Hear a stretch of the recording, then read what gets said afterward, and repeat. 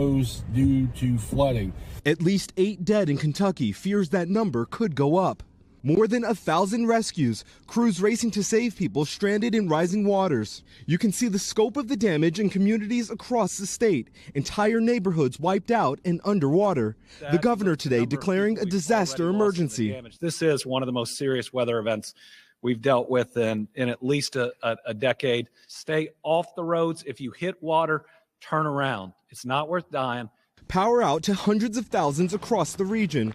The devastation hitting Tennessee, a catastrophic situation unfolding in the northwest part of the state after floodwaters overwhelmed the levee pouring into this community.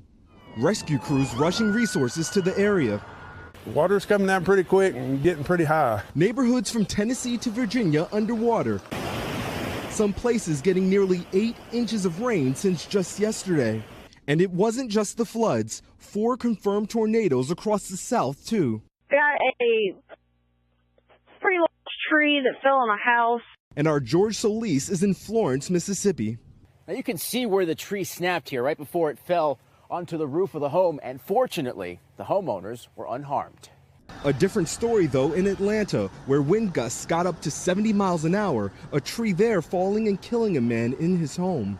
In northwest Alabama, a massive cleanup is underway after gusts tore through buildings and power lines. You see behind me, roofs are blown off. Most of our buildings downtown. We lost one of my middle school, R.E. Thompson. The roof blew off a bit. Back in Kentucky, officials already bracing for the next threat. We're going to get hit with more snow again while we're still dealing with this flood situation. It's going to be significant. And Shaquille Brewster is joining us now from hard-hit Kentucky. And Shaq, a federal disaster declaration is now in place for the state?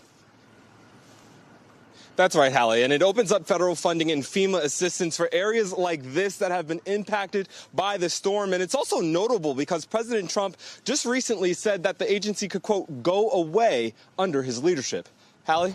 This storm now creating flight delays in some spots. Maya Eaglin is following that for us at Newark Airport. And Maya, problems tonight as people brace for what's ahead the rest of the week, right?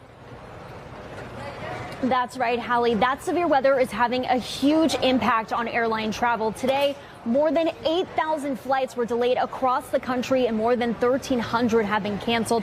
Most of those are coming from airports in the north, Boston, Logan, LaGuardia, New York. And that's because these airports are having a really hard time dealing with the intense winds, snow, and ice from this weekend's storm. But another system is brewing in the Pacific Northwest. That's going to make its way